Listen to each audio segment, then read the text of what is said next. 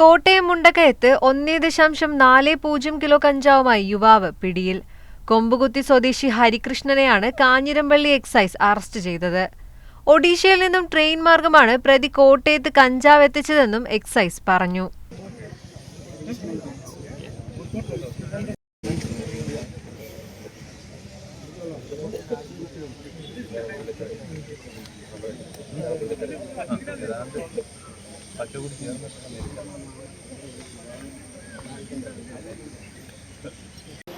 Mundakayam ടൗണിലും Mundakayam bus സ്റ്റാൻഡിലും പരിസരത്തുള്ള മറ്റ് എരുമേലി പ്രദേശങ്ങളിലെല്ലാം കഞ്ചാവ് വ്യാപകമായിട്ട് ചെറുപ്പക്കാർ, പ്രത്യേകിച്ച് കുട്ടികളുടെ ഇടയിൽ കഞ്ചാവ് വിൽപ്പന നടത്തുന്ന ഹരിക്കുട്ടൻ, അഗോരി എന്ന് വിളിക്കുന്ന ഹരിക്കുട്ടൻ, 25 വയസ്സാണ്. ഇയാളെ നമ്മളിന്ന് 1 കിലോ 40 ഗ്രാം കഞ്ചാവുമായിട്ട് പിടികൂടിയിട്ടുള്ളതാണ്. ഇയാളൊന്ന് ഒറീസയിൽ നിന്നാണെന്ന് വരുന്നത് കഞ്ചാവ് വാങ്ങിച്ചുകൊണ്ട്. അപ്പം ഞങ്ങൾക്ക് 2 ദിവസം മുന്നേ ലൊക്കേഷൻ കിട്ടിക്കൊണ്ടിരിക്കുകയാണ്.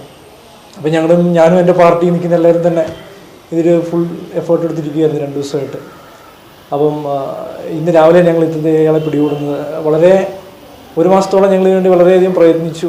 ബസ് സ്റ്റാൻഡ് കേന്ദ്രീകരിച്ചാണെങ്കിലും മറ്റ് കോളേജ് കുട്ടികളാണെങ്കിലും മറ്റ് വിദ്യാർത്ഥികളെ കേന്ദ്രീകരിച്ചാണെങ്കിലും ഞങ്ങൾ അന്വേഷണം നടത്തിക്കൊണ്ടിരിക്കുകയായിരുന്നു. അങ്ങനെയാണ് ഇയാൾ ഞങ്ങളെ കയ്യിൽ നിന്ന് പെടുന്നത്.